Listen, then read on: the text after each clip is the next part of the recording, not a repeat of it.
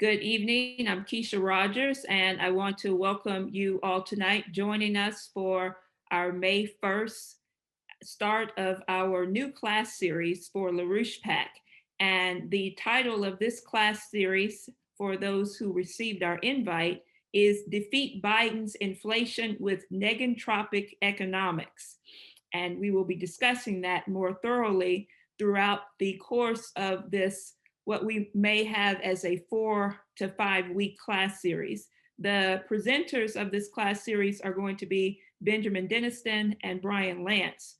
Ben is going to get us started tonight on our first class. But before I turn it over to Ben, first of all, I want to say that for those who will be watching this class series online and you are maybe watching from YouTube, I would encourage you to register so that you can receive updates and you can participate in the live discussion. You can do that.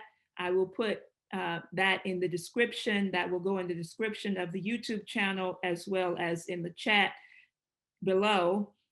But you can register at larouchepac.com/Saturday_class, and we'll get that information out to you. I very much would encourage people, as said, to participate in this timely discussion, given what we're facing right now in the calamity of the economic breakdown crisis we're seeing under the avatar Joe Biden. As we made clear in our invite, will Mussolini Joe Biden drive the US economy into an inflationary death spiral? The answer depends on what we do now, not only to oppose the Biden collective's Green New Deal hidden under the banner of a jobs plan, but to rally Americans around an economic program that will create real wealth. That's what we're here to talk about today. What is economic value? What is real wealth? And that has been the driver of the LaRouche Political Action Committee through the long-term work and efforts that we have participated in with leading economists, the late economist Lyndon LaRouche. And I think what Benjamin is going to start us out here today will give us a sense of what we need to understand, as LaRouche did, of why money is not the root of an economy, why money has no intrinsic value to it. And when you look at the circumstances we're facing today, where the cost of goods are skyrocketing, where you have inflation taking place at levels beyond anything we've seen in a very long time, where you have the cost of food, of oil and gas, of agriculture, of lumber, all commodities are skyrocketing right now, where it's cost, people are paying for houses at 10 to 20 $1,000 over the price or the cost of the home itself. That building production is skyrocketing. And we're going to be talking about all these things. You know, I just have to say, I was listening to someone earlier today, and they were sort of chatting about the economy, and they were asking people, how do you guys feel about the economy? Are you certain or are you uncertain about the economy? And a lot of people responded by saying that they were very uncertain about this economy. And we are going to give you an understanding of why most people are uncertain, because they've fallen into the trap of economics based on monetary values versus real productive values. So the idea that you can have an economy based on demand and have no production and say, well, we have a lot of stimulus out there and a lot of money out there, but what is this money being used for? You know, as Mr. LaRouche said one time, have you ever seen money plow a field? Very good question there. So now you have all kinds of things to explain this phenomena going on, and we're going to tell you about how it's all nonsensical when you have, as is reported in the Bloomberg news today, an article, the price of the stuff that makes everything is surging, and their solution to, or answer to, addressing what's happening with the inflation of cost is that we're in a period of reflation. So we'll talk about the meaning of that, but it is recognized that goods are rapidly going up. And the response to this that came recently from the Federal Reserve Chair, Jerome Powell, as to when asked about rising producer prices, he responded by saying that it is transitory and, quote, an episode of one-time price increases as the economy reopens is not the same thing as, and is not likely to lead to, persistently higher year over year inflation. Now, uh, unfortunately, we're not in just some one-time transitory. What we're seeing right now is ongoing inflation. And we will be discussing what the effects of this are when we put money over creative and productive value at the center of an economy. So, to get us going with that discussion, I want to introduce Benjamin Denniston. And after his opening remarks, we'll open it up for questions and discussion. To get into the queue, if you're online here, you will just raise your hand and we can take questions, and I'll follow up after that. So Ben, why don't you go ahead? Thanks, Keisha. So I think we got a lot to cover. I think it was a really good introduction, setting the tone. You know, Brian Lance and I had a number of discussions about what to cover in this class series, and there's certainly a lot. So, you know, we're going to have kind of a high pace, I think, a lot of good content for people, and then, you know, we can take up a lot in the question, answer, and discussion period for those of you that register and participate in the Zoom live broadcasts. I think, Keisha, I think your point on the money is exactly right. You know, what I'm hearing from both sides is, you know, a lot of discussion just in terms of money. How big is Biden's bill? It's too big. It's not big enough. This much money, that much money. And there's just such a lack of any real insight into physical economy, as Mr. LaRouche talked about it. I think the most important thing that we really have to do is go back to fundamentals, but fundamentals in the most advanced sense. And so what we're going to talk about today, we're going to talk about Biden's plan a little bit from a physical perspective. And then we're going to get to Mr. LaRouche's 2010 introduction of the concept of economic platforms, which he introduced as a way to transcend what was becoming a very silly discussion about infrastructure. And so again, 2010, Mr. LaRouche was addressing this, given what he was seeing at the time. And that exactly forecast and predicted exactly what you have now with Biden, and the people supporting Biden's bill as some kind of infrastructure bill, which is just ridiculous. There's some infrastructure in it, but there's no real growth. There's no neg entropy, which we'll also get into a little bit this class and more in depth in the second class. How to actually bring the economy to higher, more organized states that create real wealth, that create real value. What investments do that?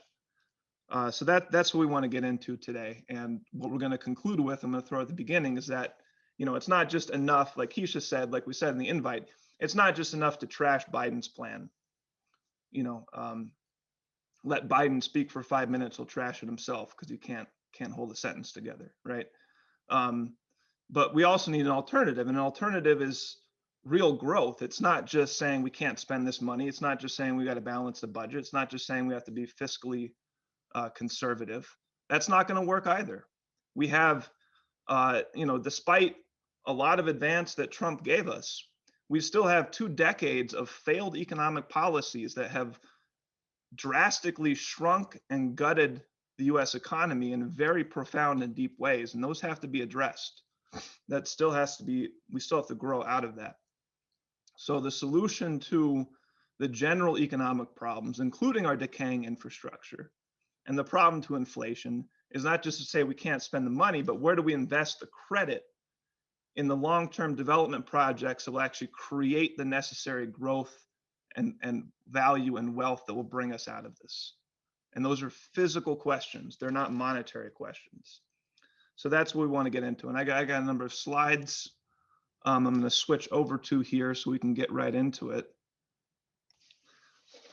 So first, just briefly on Biden's plan. It's called the Jobs Plan. It's been discussed as an infrastructure program. As we just referenced, people have looked at the bill, looked at the summary put out by the White House. There's very little infrastructure in it, by some analysis in terms of basic, traditional, hard infrastructure. You're talking about like 5 to 7% of the bill, according to certain people. The spending in the bill actually goes to infrastructure. If you broaden that and the most, take the broadest definition of infrastructure, include wastewater, drinking water, high-speed internet, modernizing the electric grid, various things, you're still up to about a quarter of the whole bill is even in infrastructure, right? What we see even more than actual infrastructure is just constant references to the green program, climate change emergency, carbon reduction, CO2 reduction, green energy. And this is what I want to hit on at the beginning a little bit, because not only is this just wasteful spending, this is the kind of program that's actually going to accelerate inflation. It's for physical reasons, which we'll get into, and it's going to destroy the economy, right? So this climate issue it's not just an issue of wasting money. There's the famous reference to John Maynard Keynes with these backward monetarist economic ideas, where he says, well, if we want to get the economy going, we'll just pay people to dig holes and then fill them back up again, right? Useless labor, useless work, but you're paying people, so you're putting money into the economy, and that's good, et cetera, et cetera. Well, the Green New Deal, which Biden's hiding under the jobs program, is even worse. It's like digging holes, throwing your shovel in that hole, and then filling it back up by hand, right? It's investing in something that's lowering the overall physical potential of the economy. In the White House fact sheet, about a third of all the spending listed in the Biden plan had direct references to CO2 reduction and climate change. So why is this inflationary? Why is this going to destroy the economy? Well, this is something Mr. LaRouche talked about extensively, is that inherently with wind and solar, you're talking about a low energy flux density source of power from the get-go. That's the first principles you're starting with, plus the variability and the intermittency of these sources, right? There's just, relative to any area or volume of territory getting hit with solar energy or with wind passing through it, the overall energy density, the energy passing through an area in a given amount of time, is relatively low compared to any other modern form of energy. So no matter what you do, you can't get around that. So you're inherently starting with a low energy flux density source of power. So what does that mean? These are some quotes from testimony given to the US Senate by Michael Schellenberger from March of this year, which I found to be useful. This is stuff that we've studied and published on before. He's got some useful figures on it, which I'll just read. And this is, again, due to these first principles of low energy flux density, these power sources. The land requirements for industrial renewable energy projects are 2 orders of magnitude larger than those of nuclear and natural gas plants. Industrial solar and wind projects require between 300 and 400 times more land than nuclear plants. 300 to 400 times more land to produce the same amount of electricity for wind and solar compared to nuclear. So if the United States were to try to generate all of the energy it uses with renewables, something like 25 to 50% of the land of the United States would be required, which is just completely insane. Or with nuclear power, it would be just 0.5%. of all of the land of the United States, just to give you a sense of what you're dealing with. So inherently, uh, far less energy flux density of the energy sources available, leading to hundreds of times more land area, plus the intermittency issue. You know, the sun doesn't shine all day, you have clouds, et cetera. The wind varies. This creates huge fluctuations in the grid, which creates the need for large scale transmission systems, discussion of large scale energy storage systems.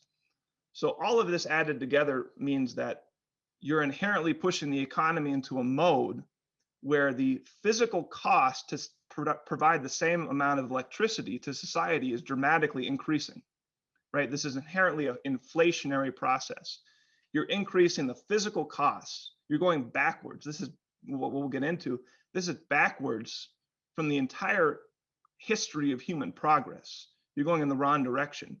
You're making it so the physical goods investment and the labor investment is actually providing less and less of the product you're trying to acquire, in this case, energy, through these sources. And aside from first principles, this has been demonstrated. You know, here's just one analysis from 2015, which I find to be very useful, just comparing simply if you just take two factors. What's the cost of electricity in various countries in Europe, and how much wind and solar is installed per capita for those countries. And lo and behold, you see an incredibly clean, direct relation where the more wind and solar energy you have, the higher your electricity prices. Just demonstrated in the actual reality of attempting to implement large-scale wind and solar, right? We see a similar case in California. It's been already demonstrated in the last decade. In the last 10 years, California has gone through a major push to triple its electricity generation from wind and solar, going from about 13% of its electricity to 39%. And in that same decade, electricity prices have grown almost 40%, meaning today Californians pay 50% more than the national average for their electricity, right? These are not insignificant figures. In 2020, 2020 alone, California's electricity prices grew 7.5%. The national average of every single other state, aside from California, was 0.25% growth for that year in prices. So again, these are not insignificant figures. And this is just a graph of the increase of California's electricity costs relative to every other state in the country averaged, right? As a direct function of this mass implementation of wind and solar. So I wanted to just present that because the other aspect that we see Biden pushing beyond what's just in this jobs bill, this so-called infrastructure bill, is this push for 100% CO2 free electricity by 2035, 50% reduction of greenhouse gases relative to the 2005 level by 2030, right? So we're already seeing demonstrations of dramatic increases in cost when you're pushing renewables beyond like 5 or 10% of your energy supply. When you're starting to go into the range of 30, 40%, the costs start to escalate rapidly. If you were to try and go to 100%, it would be dramatically, dramatically higher because you'd remove all the more stable, reliable base load energy, electricity provided by coal, nuclear, natural gas, and you'd be in a catastrophic situation for the economy. This would be a death, a physical death of the U.S. economy if this program were to go forward. So that's what we're dealing with. Inflation from the standpoint of the physical causes, as we see as a case study illustrated with the energy sector. But again, we need to oppose these, but we need a real program. We have to defeat inflation with actual growth, negentropic growth. We do have to repair our existing infrastructure. We have to do more. We have to develop new infrastructure platforms, new bases of infrastructure throughout the economy. We do have to revive our manufacturing. And we do have to develop our labor force. You know, so these are talking points that Biden is trying to appeal to on populist grounds, and some of the Democrats, et cetera, are, but their programs are actual would actually be devastating to the economy. But these are real issues that we actually have to deal with. So how do we do that? Well, we're going to start with where we want to go, say one to two generations from now, which is a leap to a new economic platform for mankind as a whole. And we'll get into what that means. So this is a depiction of one illustration of what life might be like on the moon. The development of some advanced colonization on the moon. And this is what we should be aiming towards. This is the kind of science driver, technology driver program which will create the necessary growth to counteract the inflation and the destruction of the economy, the US economy, in the past two generations, and provide an actual basis for a real future for our nation. This is the kind of program we need to commit to. This would require a lot of spending. A lot of credit would have to be invested into this, but it's credit that's going to increase the physical potentials of the economy. And it's these kind of leaps to these completely new capabilities of mankind, like a full industrialization of the moon and regular economic commerce and human activity between the Earth and the moon as a natural, regular part of the society, which are characteristic of natural human progress. So this is where we need to go. But to really understand this platform conception, you really have to understand it from the standpoint of Lyndon LaRouche's metric of economic advance and growth and development, which he termed potential relative population density. So if you're not familiar with that term, get familiar with it. It's a very important conception.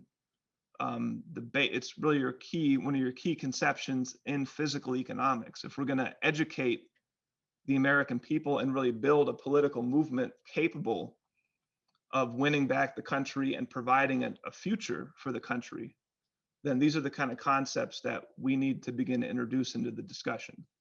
Potential relative population density. So what does that term mean?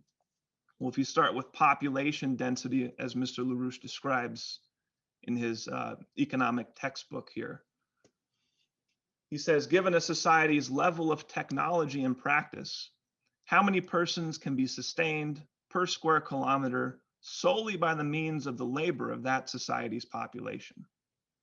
So that's your first concept. What is the potential of your society to sustain a certain level of population density based on its own actions, the fruits of its own actions, right? But that's not quite enough. You also have to include considerations of the different relative quality of the land in different parts of your territory, right? And even that is not a fixed thing. That's a function of technology, right? So the relative quality of the land, the resources available, will change as your society goes through technological revolutions, and certain areas which were not habitable before become habitable. Certain things which are not resources before become natural resources, right? These kinds of considerations. And then lastly, the potential relative population conception deals with potential, not just the actual level of population at any given time. So as Mr. LaRouche says, there's usually a significant difference between the size of population which could be supported with existing levels of technology and the size and the current size of that population. It is the former which we must measure in comparing the different levels of technological development of cultures. We must measure the potential population defined in this way. So this becomes the basis for measuring in a true physical scientific sense how advanced your economy is, right? Changes in this metric of potential relative population density. And it defines boundary conditions, limits on what any given society at a certain time can do. So Mr. LaRouche gives an example. He says, without economic progress, through technological progress in the economy of labor, mankind would still be in the so-called hunting and gathering phase of existence. In that form of existence, the average habitable land area required to sustain the life of an average person is approximately 10 square kilometers. This indicates an estimated maximum population of our planet of approximately 10 million individuals. So in this hypothetical hunting and gathering mode of existence, I believe one of LaRouche's associates did this calculation as kind of a rough assessment. The world could sustain a human population of maybe around 10 million people in this mode of existence. And for a reference point, during the last ice age, according to some, I think there's obviously various references on this, difficulties of estimating this. Some people think that the world population might have gotten up to about 1.5 million people in conditions that are maybe somewhat similar to this kind of mode of society, right?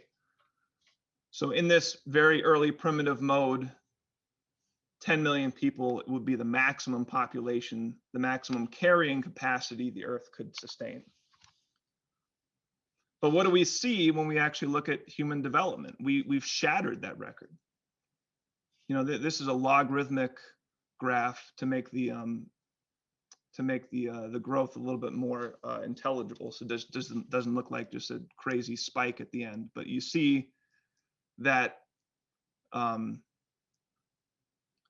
you know, a few tens of thousands of years ago, mankind shattered this limit of 10 million, then broke 100 million, then broke a billion, and now we're into what, eight some odd billion people on this planet, right? How did we do that? Right? That's something that is completely unique about mankind. We broke successive limits, boundary conditions, which would absolutely make it impossible to sustain a population at a certain size at a given technological level through the kind of real fundamental advance in potential relative population density which we need. So in a sense, this is really a scientific demonstration of the fundamental distinction of mankind from every other form of animal life that we know of. Right? It's not just that mankind is more intelligent than the apes, or mankind is just more advanced or better in terms of a certain amount than any other form of animal life. It's that there's an absolute distinction, that we separate ourselves completely from any form of animal species, as demonstrated in our unique ability to change our potential relative population density, change the carrying capacity of the planet for mankind through our actions, through our science, through our technology, through infrastructure, through platforms, as we'll get into. And this is, you know, I think illustrated very well by the famous ancient Greek case of Prometheus bringing the fruits of fire, but knowledge more generally to mankind as the basis of human advance. Just one other fun example, I just wanted to try and illustrate these ideas of the boundary conditions a little bit. So I took the country with the largest energy consumption on the planet, which currently today is China. And if you were to say, you know, as was the case thousands of years ago, the primary energy source for society is biomass, is wood. What if you were to try and sustain the current Chinese economy purely on biomass, purely on wood? And you get a kind of a fun, just graphic illustration of this. If every single piece of plant life that grew throughout the year in China was burned for energy. So not just the forest growth, but crops, grasslands, everything that would only provide 80% of China's annual energy consumption. You couldn't take every single piece of plant growth throughout the entire country of China, convert it to energy, and sustain the Chinese economy without drawing down the reserves of the biomass in China.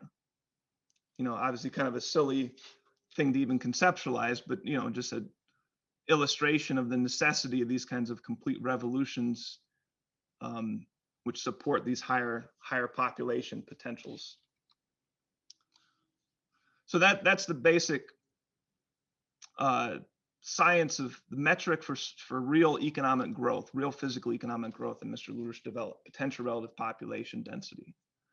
But again, when it comes to the discussion of infrastructure, seen in that context, around the time of 2010, Mr. LaRouche began to introduce some new conceptions. So this is something he said on a weekly report broadcast on our website in June of 2010.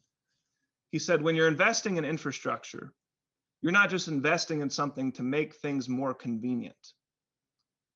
It's not like building highways the way we're building highways in recent times. Infrastructure enables mankind to increase the quality and quantitative features of productivity of labor as a qualitative step upward. Therefore, infrastructure as such, when it's applied in this way to mankind, introduces a qualitative leap upward in the possibility of productive economy. That is, agriculture, industry, and industry depend for their improvements based largely on the factor of basic economic infrastructure, just as I've defined it.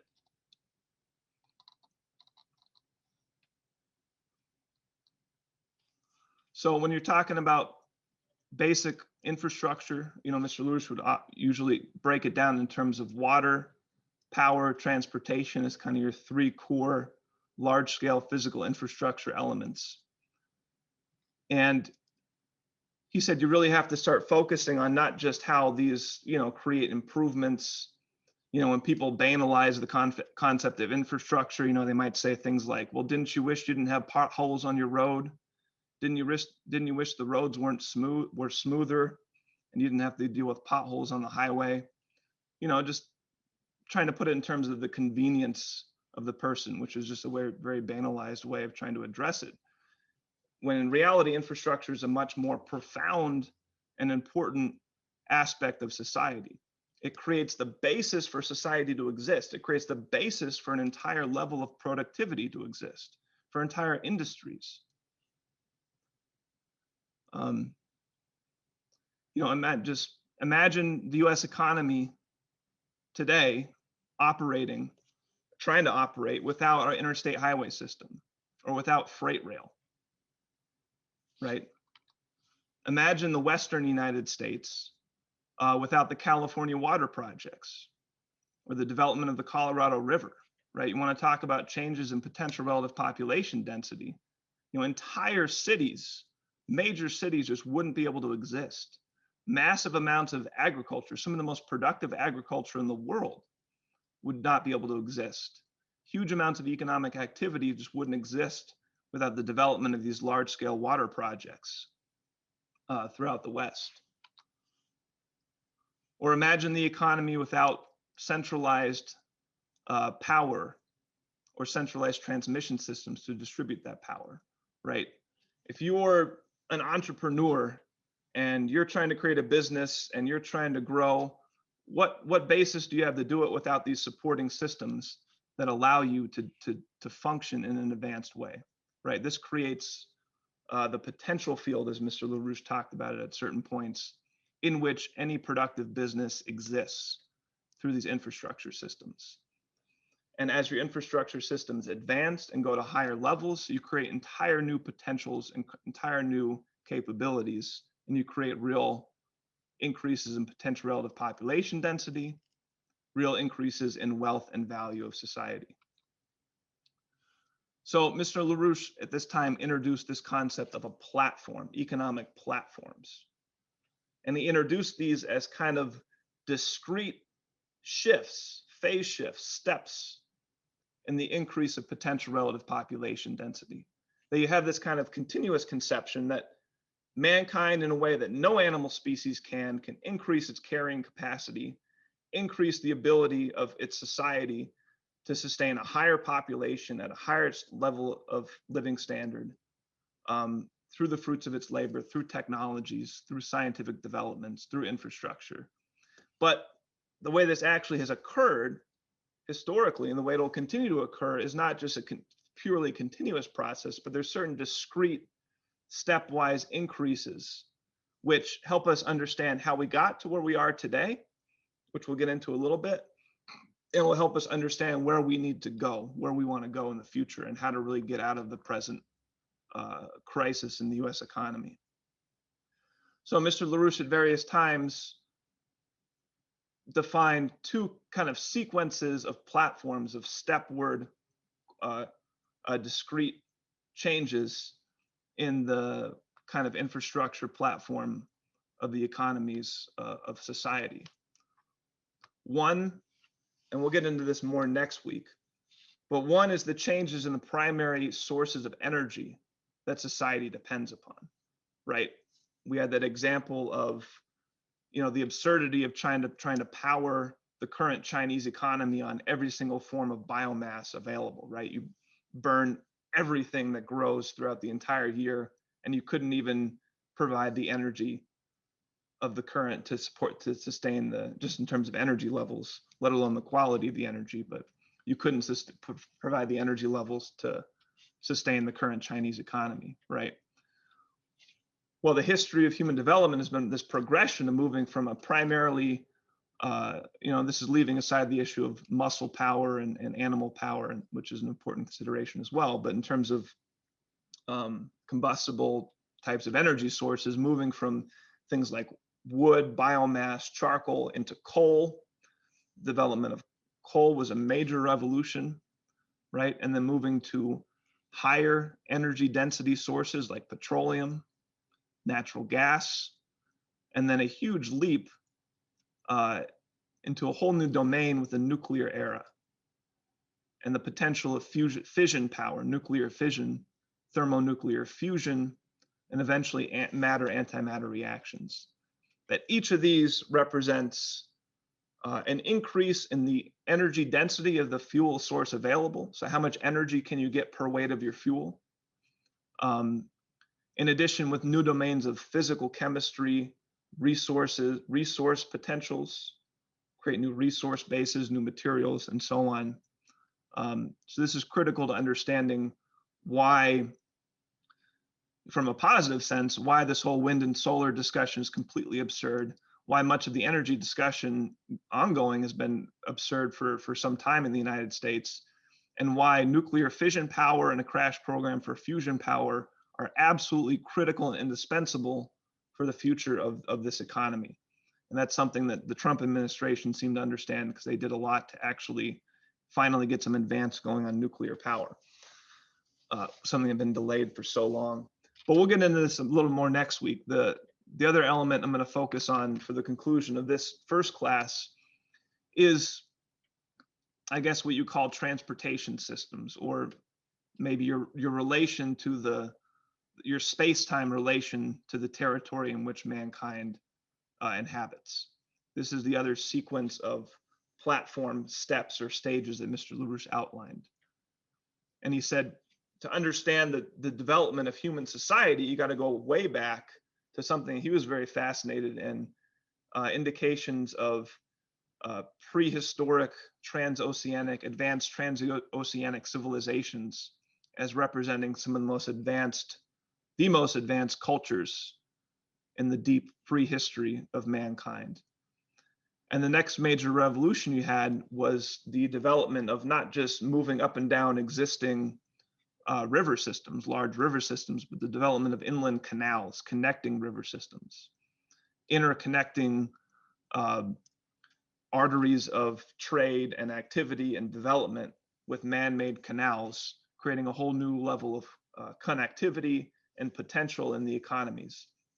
And he first identified the role of Charlemagne in Europe as having initiated this in Europe as an excellent case study And we're going to look a little bit at what happened in the United States somewhat later, but as a also very clear expression of this. And the next step you had following the early development of canal systems, interconnecting existing waterways, which remain, again, pathways of economic activity, as you had the development of rail. And specifically, Mr. LaRouche said, not just rail, but transcontinental rail systems. Now you have a totally new revolution where you can connect, like the United States did with what Lincoln led, you can connect the coasts with this corridor of activity, right? Rail is good, transcontinental rail, cutting across entire territories, bridging oceans, connecting entire spheres of economic activity, represents complete revolutions. Again, increasing the connectivity and the potential of economies. And there's a lot that Mr. LaRouche talked about in terms of the geopolitical fight around transcontinental rail systems, which is a fascinating history to get into as well, just in terms of the opposition to this kind of development from the oligarchy, from the empire. And he says the next steps, which we should be looking towards, roads have their role, airlines have their role, but he says the next fundamental platform revolution we should be looking towards is magnetic levitation rail at very high speeds, 300 miles per hour plus, connecting the planet. And this is a little bit different than, what some people are looking at in terms of high-speed rail, promoting high-speed rail connections. Mr. LaRouche's view was that this should begin to actually supplant and take away from the predominance of ocean transport of freight and goods and begin a new era in major development of inland territories supported by these corridors of development centered around very high-speed rail system, not just for passengers, but for freight as well. And magnetic levitation provides a certain technological benefit, which allows you to get past the friction issues and can enable very high speeds. And then beyond that, as we referenced in the beginning, we want to look to the moon, the development of the Earth-Moon system, and then from there, not just going to Mars, but colonizing Mars, spreading mankind to Mars, right? These are the things that we should be actively thinking about and working towards and committing to now, which is going to create the necessary growth and development in the economy. So a bit on these stages, just from the standpoint of the United States. I like these graphics of the changing space-time conditions of the territory of an economy as a function of these different economic platforms. So I have a series of graphics from a 1932 atlas of the historical geography of the United States, which showed relative to New York City, how far could you get in 1 day's travel? And how far could you get in 2 days travel, 3 days travel, 1 week's travel, 2 weeks travel? And you start to get this idea of the space-time relations of the economy at that time here in 1800. From New York City, if you wanted to get, say, to Buffalo, New York, which will become an important thing we'll look at in a second, it would take a 9-day trip via trail. If you wanted to get to New Orleans, Louisiana, you'd have to go by boat, go down the coast. It would take at least 26 days, right? So you have certain physical conditions limiting how far you could get, where you could trade, where you could travel, and how much time. You had, by 1830, a dramatic change in those space-time characteristics of the economy. So in a generation from 1800 to 1830, you had a revolution in the capabilities of the US economy at the time. And as was stated in this book I'm pulling the pictures from, the period between 1800 and 1830 was one of rapid development of water transportation and the extension of highways. It marked both the development of the steamboat as a means of transportation and the completion of the Erie Canal. So you had a rapid development of canal systems and waterways, which played a critical role in changing the space-time characteristics of the economy, creating the basis for a new economic platform of the US economy, cutting travel times dramatically throughout the territory of the economy. And as was highlighted in that quote, kind of a keystone project was the Erie Canal, which is highlighted here in the darker dotted line. The other dotted lines are various other canal systems as they existed in 1830. And gladly, one of our organizers, Connie Carr, just wrote a very good short article on the Erie Canal, which I would point people towards after this class. It's a good short read, and she has this great quote from Thomas Jefferson, which I think this really kind of hits one of the key points we want to get at with where we want to go with our economic program. So Thomas Jefferson, an opponent of the Erie Canal, stated in 1825, "It's a splendid project and may be executed a century hence. Here at the Potomac is a canal of a few miles projected by George Washington, which has languished for many years because the small sum could not be obtained. And you talk about making a canal 353 miles through the wilderness. It is madness to think about it," right? And I was glad when I read this, because it made me realize small-minded, pragmatic, practical politicians are not unique to us today.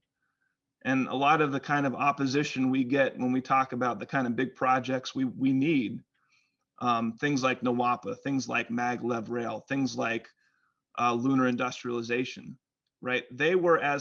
Today they are as far reaching into the future as the Erie Canal was to the population in 1820, and yet we did it because we had a commitment to doing these kinds of great projects, right? And we can do that again, and we need to do that again to get us out of this hyperinflationary death spiral that Biden is putting us into.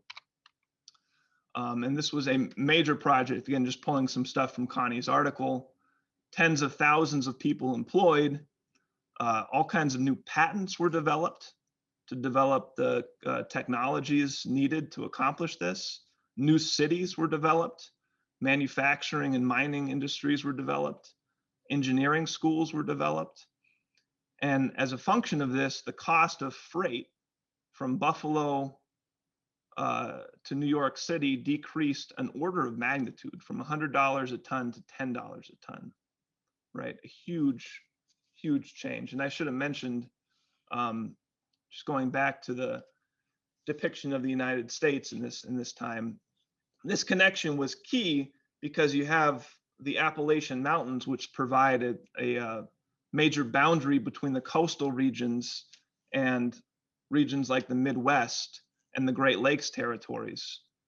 So you had a big impediment, geographic terrain characteristics that made it very difficult to interconnect these two critical parts of the development of the territory of the United States. You had a huge agricultural potential, excellent soils in the Midwest.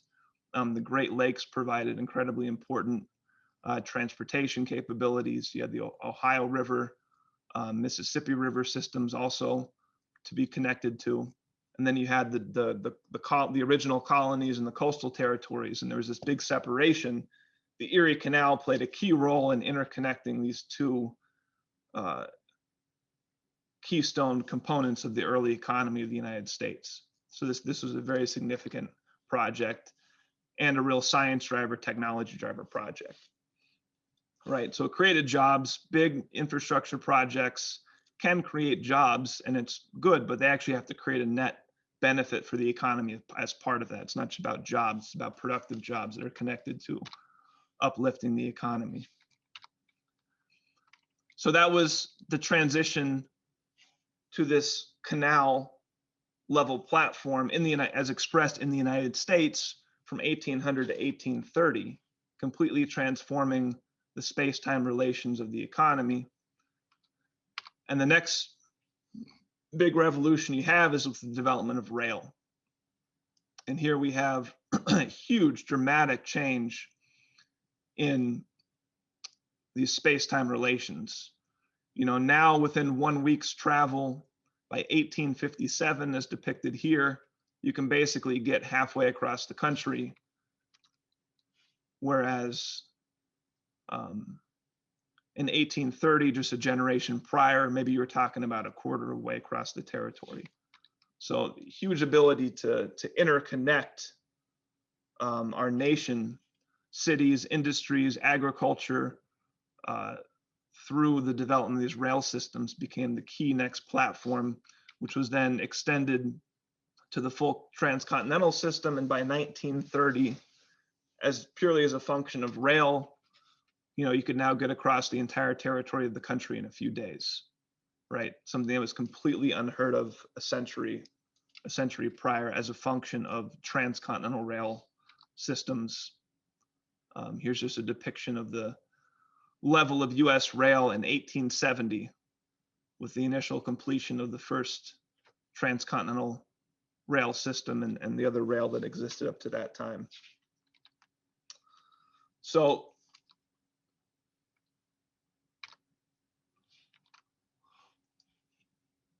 one other element on this, I think it's useful, just another aspect on the transportation systems and the platforms. This is a case study for France, which I also think is interesting. The original graphic is a little more detailed and involved, but also a little bit more messy. I made a kind of a cleaned up one that just shows just three successive stages in transportation systems. And over time, over a 200-year period from 1800 to the year 2000, you see the growth. Again, this is a case study in France. I couldn't find the data for the United States, but it'd be very interesting to look at. Just a growth in the average distance the average person in France traveled in a day.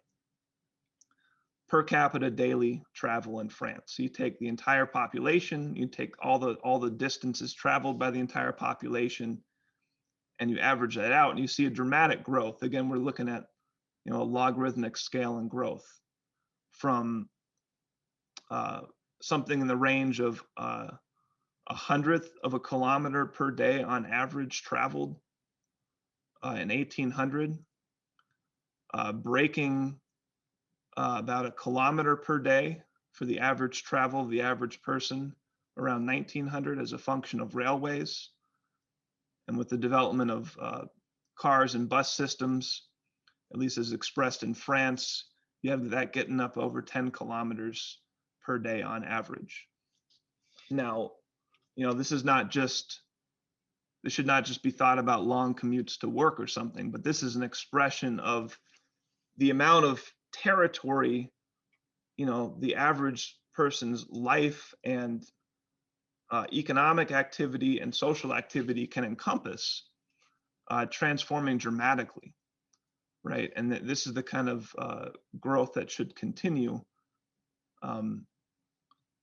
as a function of higher speed systems. So it's not just spending more time traveling, but for the amount of time you travel, farther distances are accessible and available in the same amount of time, right? So again, this is just another shadow or expression of these kinds of platform advances of so-called infrastructure systems, as expressed in the characteristics of an economy here in the case of France. And so for the next stages we should be looking towards, here is a depiction under Mr. LaRouche's direction of the idea of the world land bridge, interconnecting the world with what he called development corridors centered around high-speed maglev rail systems, again, for both freight and passenger travel, systems that can operate at least upwards of 300 miles per hour. And beyond that, again, we should be looking towards the development of the moon. And there's a lot that can be said on this, and I think we're going to get into this in more in more detail in later classes and later discussions. But there is major revolutions in infrastructure available to us that can completely transform our relation to space, to the moon, and really make the moon and the Earth-Moon system, the orbital systems between the Earth and the moon, part of the regular economy of mankind, part of the regular activity of mankind. One of the first major barriers is access to Earth orbit. And if people are not familiar with this, if you take something like the Saturn V rocket, the rocket that brought mankind to the moon with the Apollo program, 92% of the weight of that rocket, when it's sitting on the launch pad ready to launch, is fuel. Most of that being fuel just to get into Earth orbit. Another 6% of the weight is the apparatus to carry and burn that fuel. And the percentage of weight of that entire rocket that actually contained the astronauts, their life support systems, their scientific instrumentation is less than 2% of the weight of the entire rocket, right? Over 92% of the entire weight is fuel, just most of which is just to get up off the Earth's surface and into Earth orbit, right? Just to give you an idea, it's incredibly energy intensive and difficult to get into orbit from the Earth's surface. So that's the first major impediment. And the way you can look at that is the cost, say in these terms, the cost to put 1 pound into low Earth orbit, and how different technological advances and potential infrastructure systems can dramatically change that. We're already seeing a dramatic lowering of the cost with things like operations like SpaceX, which has been very successful in significantly lowering the cost of putting payloads and people up into Earth orbit, which is making space more accessible. Again, we'll get into these things, making it now a situation where people are looking at putting manufacturing centers up in space, up in Earth orbit, to perform advanced manufacturing that you can't do or you can't do as efficiently on Earth, and beginning to utilize orbital systems as part of the U.S. economic activity and manufacturing activity, right? If we can continue to drive down the physical costs of putting people and materials into orbit, you open up entire new potentials, right? It's like creating new canals. We didn't have canals before. It's like creating rail where you didn't have rail systems before. So you have technologies that Mr. LaRouche was very interested in going back to the 80s, like scramjet planes, which can actually utilize the atmosphere, the oxygen in the atmosphere for combustion at very, very high speeds, leading to requiring far less fuel and a much more efficient potential for getting payloads into space. And then you have some fascinating potentials like magnetically levitated or magnetic levitated and propulsion vacuum tube space launch systems, which we can get into in more detail in the Q&A if we want, but some very, very fascinating potentials that could drop the cost of getting into space orders of magnitude, 2 orders of magnitude, going from ranges like $5,000 per pound to get into orbit down to the range estimated around $20 per pound. So massive changes, which would completely revolutionize our access to space. And then once you're in space, nuclear propulsion is definitely going to be key. We have an article on the website from a few weeks ago where covering DARPA's announcement of plans to demonstrate a nuclear rocket by 2025, which will be absolutely critical in being able to get people and material between Earth orbit and Moon orbit on a regular basis, with nuclear fuels containing 1 million times more energy per weight than chemical fuels. So you have, it's not exactly analogous, but imagine if your gas tank was the same size, the same weight, but you could drive 1 million times farther, right? A rough analogy there. to the benefits of nuclear power for space travel. Completely opens up new potentials. And with the development of resources on the moon, now we're really getting somewhere. This is something that people like Croft Erica, who was a leading space visionary collaborator with the early space program, the development of the Apollo program, friend of Mr. LaRouche, something that he spent an immense amount of time studying, looking at the industrial development of the moon. And he showed that you could do with relatively minimal infrastructure development on the moon, you could start mining resources from the lunar surface, oxygen, hydrogen, other materials. And because the lunar surface, the gravity is so low, you could launch them from the lunar surface to Earth orbit at significantly less cost than it would cost just to lift them up off Earth, lift them from the surface of the Earth itself, right? So you could have this situation in which you're developing the resources on the moon, you're bringing those resources to Earth orbit, various other orbits, you're developing permanent habitations on the moon, and this would be a net driver for the development of the economy.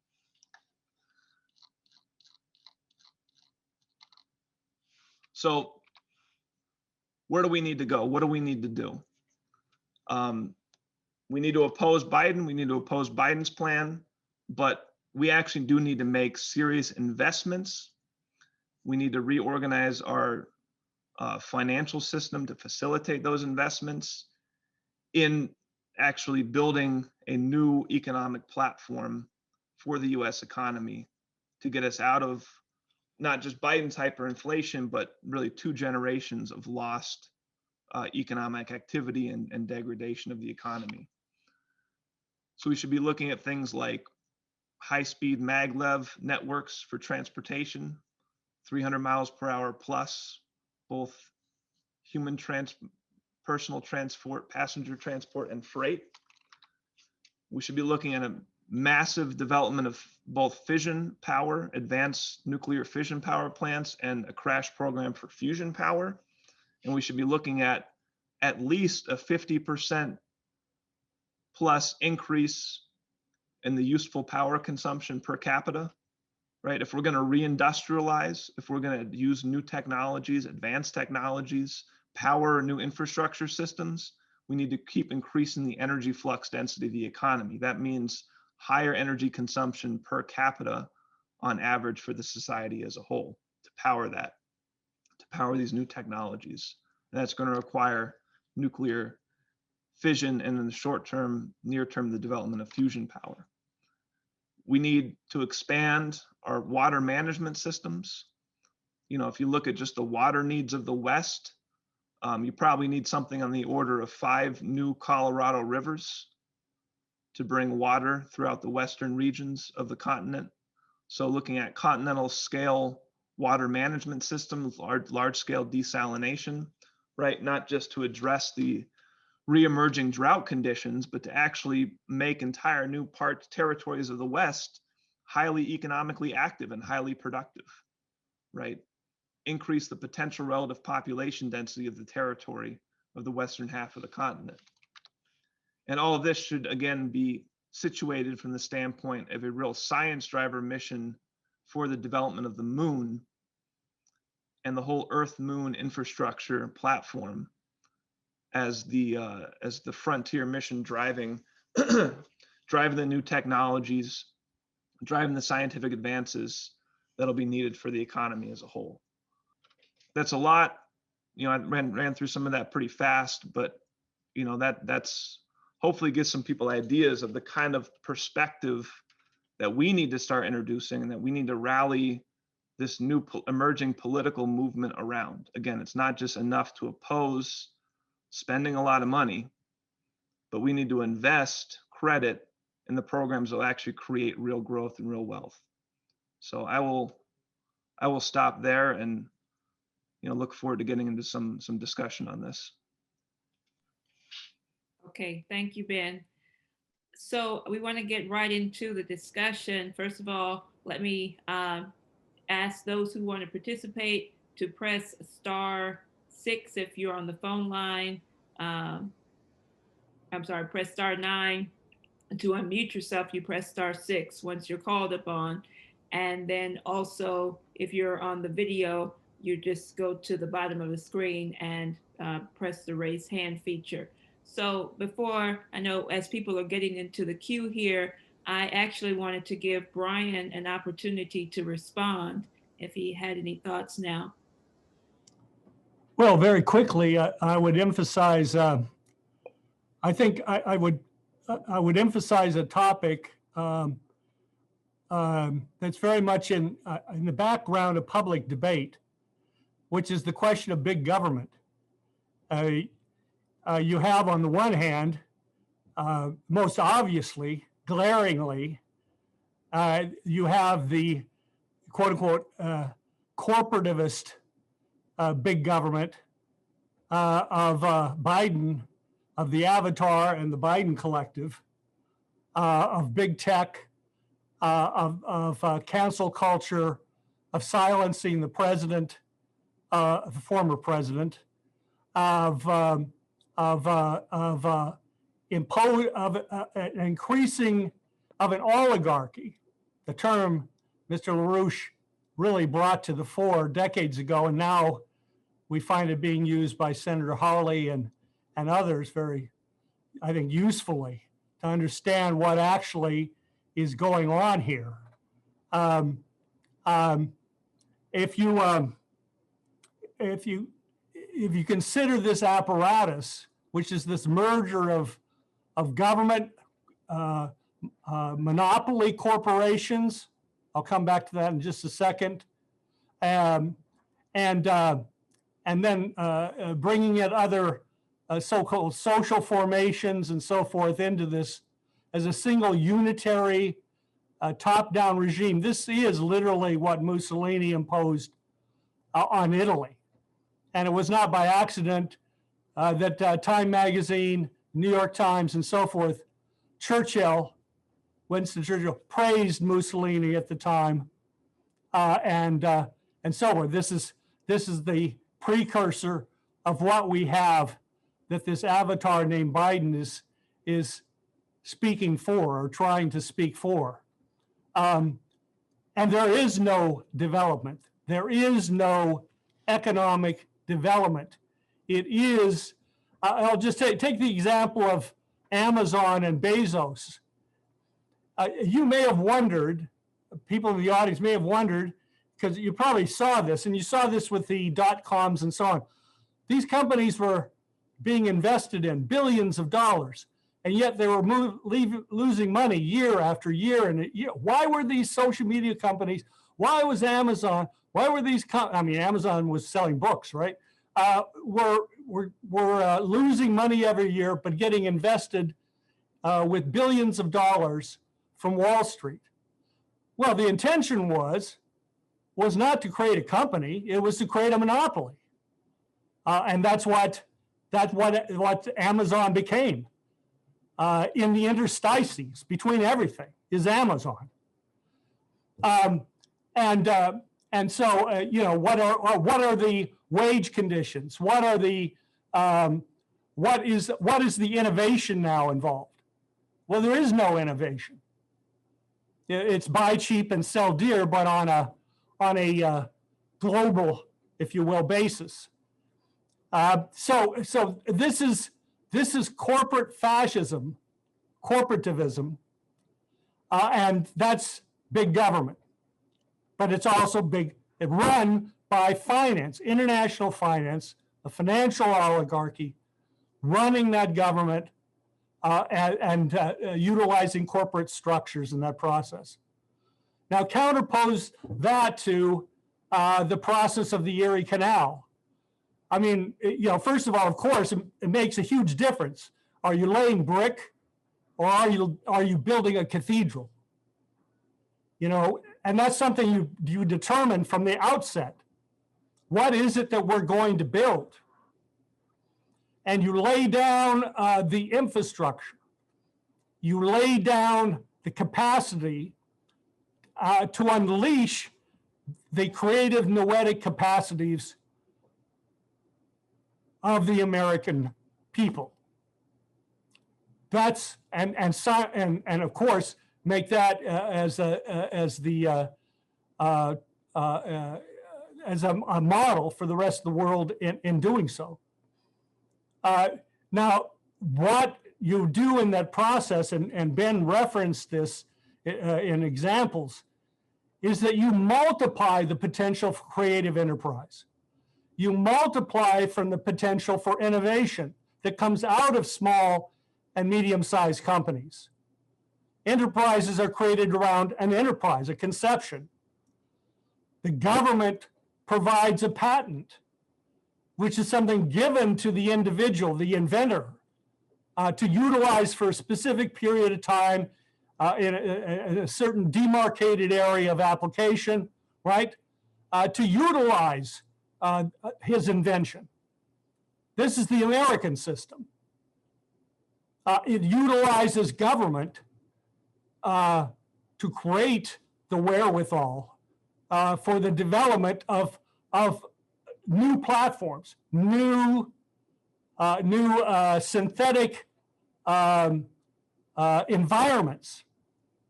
You know, we've been in what since man first lit a fire, built huts, cured meat, started farming. We started creating synthetic environments at ever increasing levels of in terms of platforms, and we do that through the capacities, the applied capacities of our citizenry today, if we're going to have a future. And I think that that's extremely important. You know, industrial management is the process of continual innovation, not just one invention, but continual. That's industrial management, not setting up a predatory monopoly that preys upon small shopkeepers, and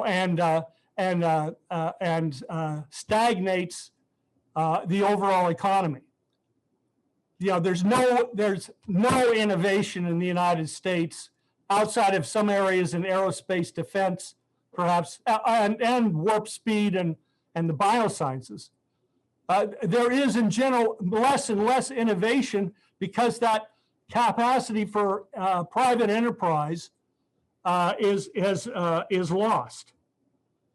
And so we need to create the platform that will define, you know, the boundary conditions of a new creative capacity of our people for the next generation. And and they should, and they'll do the next, and they'll take it from there. Right. Okay, great. Thank you. Thank you, Ben. Thank you for that contribution, Brian.